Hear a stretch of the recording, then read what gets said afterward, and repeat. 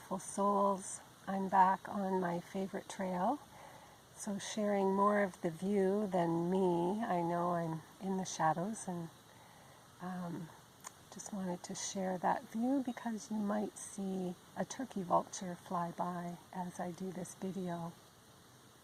I wanted to come to you today to share something that a friend told me, and it's very much in sync with what the guides have been talking about recently. And so I will talk about this, and then I will ask the Elohim to come in and give their perspective on it. And this friend knows someone who calls himself Abdi, A-B-D-Y. And I have met Abdi when I lived in Nova Scotia. He travels around doing energetic transmissions, and he packs a punch, you could say. I was attending one of his full-day events, and he had amped the energy up for me, I know, and it was so much that I was having trouble just integrating it and holding it. And so I asked him if he had done that, and he said yes, and I had to ask him to turn it down because it really was too intense. So he's very tuned in, and she recently watched a video of his where he was saying that we really need to be very conscious right now through July and August, because come September, what we haven't worked through, what is difficult and challenging in our lives, will continue for another 7 years. So I'm going to invite the Elohim and just ask them to validate this and see what their perspective is on it. But I know I have been getting lots of messages from the guides. Sometimes for me it feels very repetitive, but I know that for myself at least, when I've been growing and expanding, often I need to hear the same thing over and over and over, and finally it really settles in and becomes my own, and it becomes an internal knowing. And so what this means is that in this time of these eclipses, it's a very powerful time because it brings up energy from the past. So it brings up any issues that we haven't worked through. So anytime we have any emotional response to anything, it's something within us that's unresolved. And what he means by using this time is the energy of these eclipses are really pushing the old energy up to the surface. And it's almost like going through a healing crisis, if you know what that is. A lot of times if you decide to heal using natural medicine, for example, I was under the care of a homeopath for many years, and a healing crisis is you can feel worse before you feel better because all the toxins in your body are coming up to be released, so they make you feel worse, and all the emotions that are buried deeply inside also come up to be released, and so therefore it can be more challenging emotionally.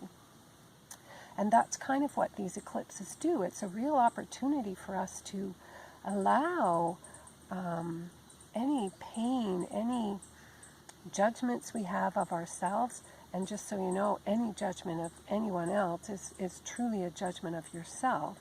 So it's a really important time for us to just be aware whenever we react to something that someone says, or even if we see something on TV and we feel a lot of sadness about it. In truth, it's our sadness. A lot of people may disagree with that and say, no, it's my compassion. I care about these people.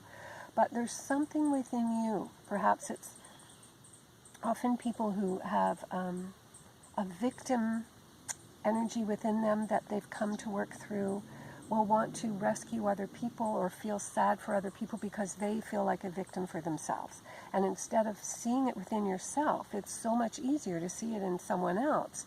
Often people who feel like they need to kind of save others, it's because they truly want to be saved.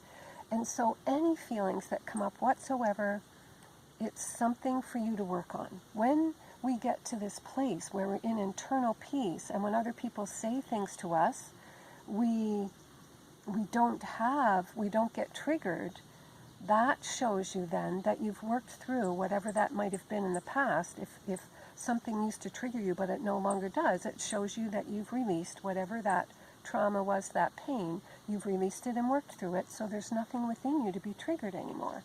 And it gets to the point where hardly anything will trigger you anymore, because you know that everything is perfection and you've worked through all the pain and all the emotions within you. And that's why this time is so important. And we have the great advantage of these eclipses. They will push things to the surface. It's much easier than trying to figure out what things are on your own when things are actually just coming up by themselves. And so the way to move through this is to really allow yourself to be present with whatever the pain is, whatever the emotion is. So perhaps, for example, a friend and I were exchanging texts, and you know how easy it is for things to be misinterpreted as a text. And my comment back to this person was actually trying to create a bit of humor, and they totally misunderstood it and read it as something else. So when we had a conversation about it, we realized, there was nothing there at all, but for this person, it brought something up. So that's an example of how things in our life can bring things up. And so whatever it was that person felt, that was an opportunity to say, okay, what is this within me that's making me feel this, that's making me feel whether it's defensive or that you want to retaliate or you feel jealous, whatever it is, it's an opportunity for you to look and say, okay, I want to know where this comes from within me.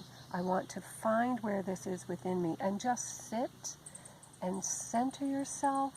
Just breathe into your heart. Bring all your breathing into your center, into your heart. I like to imagine my aura, instead of being so expansive, coming in, because I'm bringing all of me into me, and that helps me get centered in my core.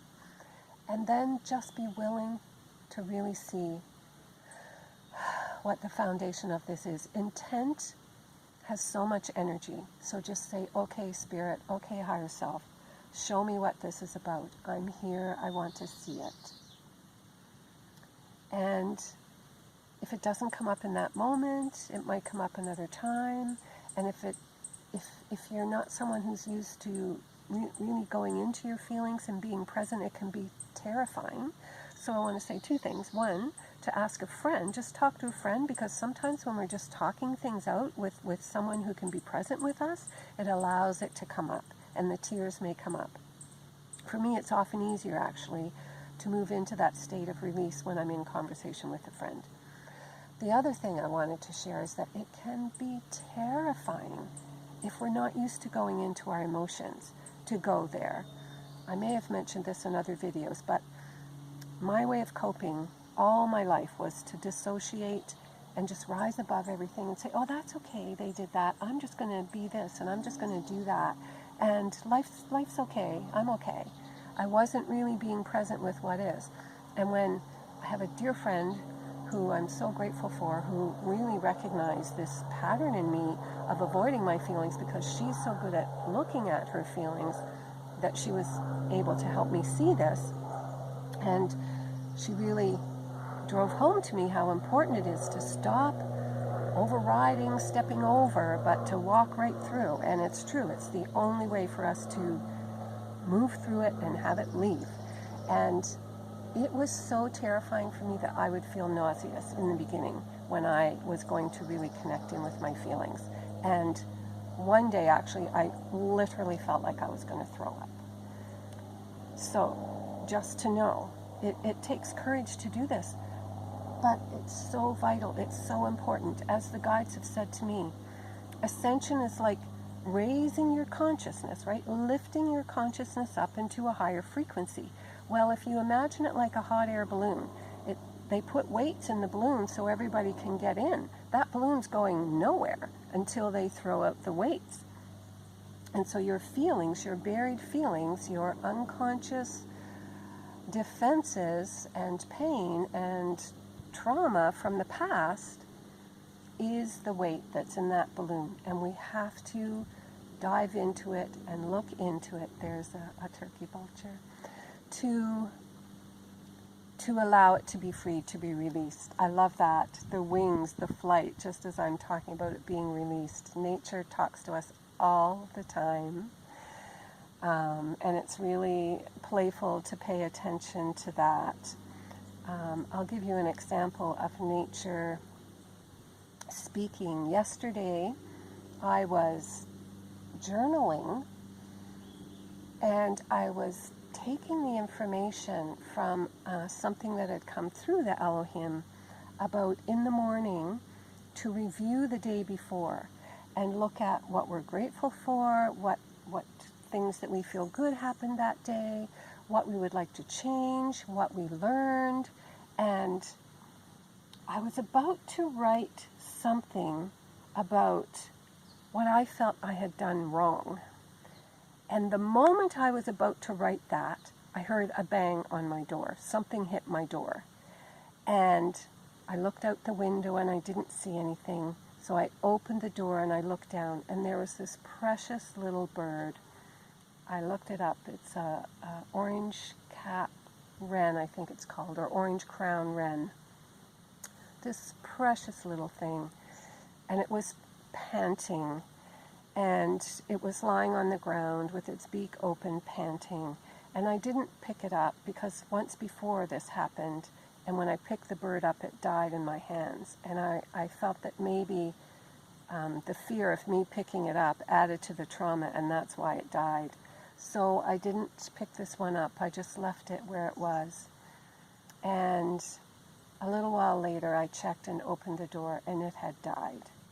And of course, I feel so bad because I love these little birds.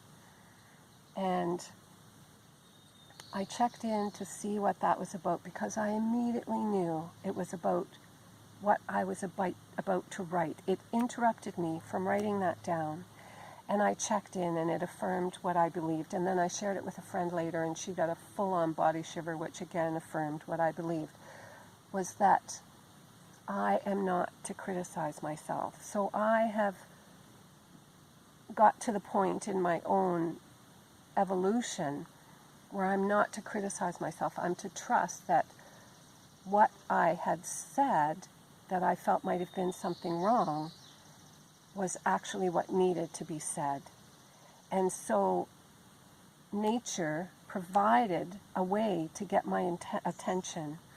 And I had a native grandmother one time tell me that this was many, many years ago. I opened my door one morning and there was a dead grouse right on my doorstep. And I was friends with her at the time when I lived there. And so I asked her about it, and she said it was a gift that birds will sacrifice themselves to gift us. And she told me to keep some feathers. And so today, as much as I hated to do it, I pulled some tail feathers from this little bird, and then I thanked it for all that it is. I buried it. I picked a beautiful flower out of a bouquet that I have and buried the bird with that beautiful flower to honor its sacrifice for me to get that lesson. And so this is just another story of the way that nature speaks to us. And the more we get connected to nature as we're moving through these times, the more we can release everything that has caused pain and suffering for us. So many people feel better when they're in nature. They feel back to their true nature within themselves. And in the book, Last Child in the Woods, there was research conducted that actually shows that people feel more their authentic selves when they're in nature. And I've recognized that within myself, and I believe it's because there's no comparisons when we're in nature. We don't have to be anything for nature. We don't have to compare ourselves. It's like we're free to come back to our human nature and our animal nature, which is really what a human being is. We're mammals. We're animals on this earth. with the great privilege of having deep consciousness. So, this to say, please take advantage of this time in July and August to really do your inner work. And I will just say that on my website you can look at the services that I offer. I have 3 different services that will help you do internal work: channeling, light language, and a healing modality that I developed called the Freedom Release Technique, where I'm actually able to intuitively see where your limiting beliefs and these patterns that are holding you back or keeping you on repeat in your life were originated, and clear them at that point of origin, and then replace them with something beneficial, picking something else that would have been available in that moment in time, another option in that timeline, and pulling that in that is more beneficial. Whatever you do, just find a way to work through it. Even journaling will help, just journaling and getting it out and letting it flow. So, having said all of that, I will call upon the Elohim now to come in and see what they would like to share with us today. As I was channeling, I closed my eyes. Maybe I should start channeling with my eyes open so I know. Anyway, I felt like opening my eyes and realized the video had stopped. And when I questioned that, the Elohim told me that they would like the view to be on me, because as I'm channeling them, energy comes from me to you, and so they wanted it to be more that I am in full view here. And I see that my heart is open to you as I'm doing this, so I will invite them now to come through. And so it is, beloved souls of the earth. Greetings from the love and light of the Creator. Greetings from the great central sun as we come before you this day in joy and grace. And we see before us those who are indeed ready to awaken, those who are awakening into your brilliance, into your magnificence, into your radiant light. And we say to you, beloveds, well done.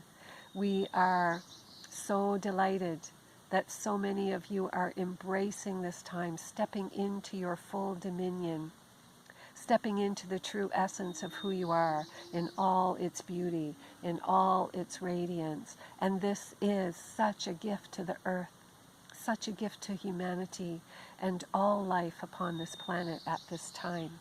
The more of you who are awakening into your full radiance, awakening into your full brilliance, the more then that the new earth is holding that pure energy that you are.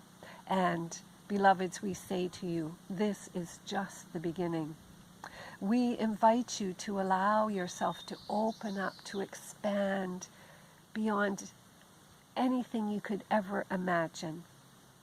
For example, we want to share with you, this one is hesitant when we let her know what we want to share, but she is always willing because, of course, she trusts our guidance. She, a year and a half ago, learned that Sasquatch are not big hairy monsters, but actually highly evolved beings. And when she learned that, she immediately wanted to connect with a Sasquatch. And she did. And it was an elder that she connected with. His name to her was KB. And in the beginning, he was with her like a voice inside her head all the time, a beautiful guide for her. And then as she received what she needed from him at that time, he faded away. And in the beginning, she missed it, but she graciously allowed it to be what it was. And she is currently in the process of writing a book with a friend. They are gathering questions, channeling us, the Elohim, the Council of Nine, and KB to get their perspective. And recently, neither one of them felt the presence of KB. And so in the last 2 or 3 days, they checked in and they learned that KB, just like everything on this planet in your solar system is also evolving. And he is no longer present as one on this earth. He has taken on a new task. And when she tuned into what this new task is, she realized that he is about to become the consciousness that is creating a new planet, or we should say, becoming the soul of a new planet. So this is the level of evolution that happens as you move through your humanity and higher and higher and higher in consciousness. This concept was totally new to this beloved soul, this channel, until 2018, when she met a woman at a spiritual conference. And they started working together. They became friends. They lived in the same city. They started working together, channeling for each other. And when this one channeled for her one day, she realized that she was sitting in front of a person who had the ability to be such expansive consciousness that she could be a planet. And she had no idea this was possible. And she looked at this person and never would have dreamed such a thing. This person to her was a human who can channel, but never a person that you would think is so expansive that they could become a planet, because they were sitting here just looking like a human.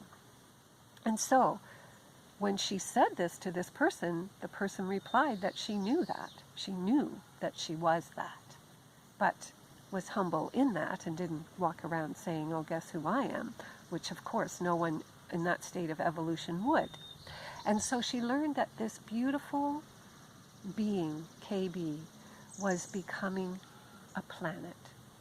And when she was connecting with her friend Donald again to work on the book, KB briefly appeared. They were told that he wasn't available at that time because he was in this transition. He briefly appeared to them and said that when you think about how long it takes to create a planet, millions of years, eons of time, it spoke to the task that he is undertaking, but it also spoke to how consciousness can slowly learn to expand, expand, expand as a planet is created. And the reason we have asked her to share this story is for you to know just how far human evolution can go, just how far out you can let your mind go when you're really willing to believe that anything is possible. Then you will be ready to step into your highest potential, ready to step into the greatest you that you can be, ready to allow your imagination to play. And then her beloved friend Donald said, wouldn't it be amazing if you could channel KB as he was in this process of becoming the soul of a planet? How exciting. And so, dear ones, we want you to know that indeed it is a time to stop being who you were yesterday and allow yourselves to become more and more of who you are. The aspect about using these next 2 months is important, and what this channel has already spoken is sufficient in that regard. So we now speak to those of you who are doing this internal work, have been doing this for some time, and who are ready to really step into your fullness. Don't set any limits as to what is possible. And don't be today the same person you were yesterday. Take all that you know, all the knowledge, all the wisdom, but we would rephrase that to say, allow yourself today to be even more expansive than you were yesterday. Allow yourself today to say, what can I create? Who can I become? How can I support this evolution of the earth in ways that I never dreamed possible? We will share another story that this channel has a friend who is having some experiences with her eyesight. And so this channel said to her, well, why don't we talk on the phone every day for a few days, just for up to 15 minutes, to just envision this eye completely healed and the vision completely healed. And so this was day 3 of them doing that. This one is on the West Coast, her friend is on the East Coast, one on the Pacific, one on the Atlantic. With the exception of Newfoundland, they are at the 2 extremes that you could be in this very big country of Canada. And as they were working, her friend saw a rainbow bridge over Canada with the 2 of them standing at the top. And the friend said to this one, "Look, I see the pot of gold at the end of the rainbow where you are." And then this one looked and said, "Oh, and I see the pot of gold at the end of the rainbow where you are." And then she saw a golden ribbon coming from each end of the rainbow and tying it around them. And she continued to share what she experienced in this. So they were bridging the country of Canada with a rainbow bridge. And then after, when she was sharing with this channel said, "Oh, wouldn't it be wonderful for us to do this once a month to offer healing to the earth?" And then she said, "Let's just do it the first day of every month so it's easy to remember."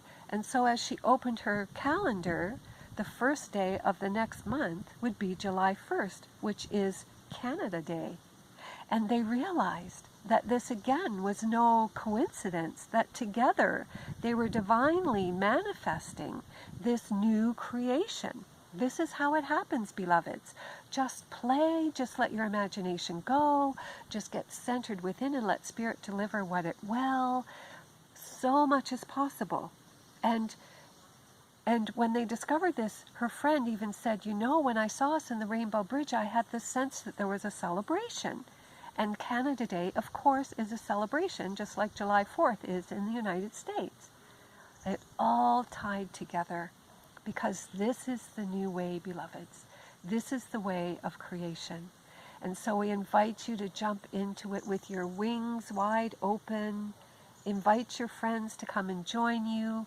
Play, have fun, grow, expand, be creative, and most of all, love every moment of being here.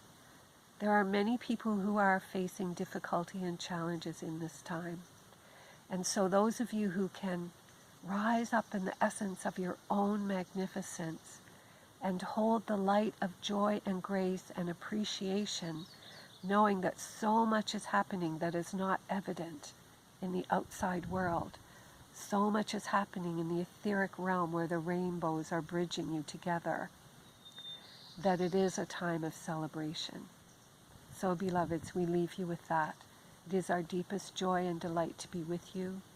Love yourselves deeply, and when you are so full that that love is overflowing, bless every soul you meet with the sacred light that you share, that you carry. See it in another, and allow a beautiful exchange of the essence of purity and grace to come between you and every person you meet. So it is, beloveds. Use discernment, use your will, and be love. Okay, beautiful friends, thank you for joining me once again. So much love to you all. I love hearing the messages from those of you on the other side of this camera, and for those who have signed up on my love notes who respond to me. It's just fun for me to know, oh hey, there's the person who's on the other side receiving this and holding the light with me. So wonderful to be here together. So much love.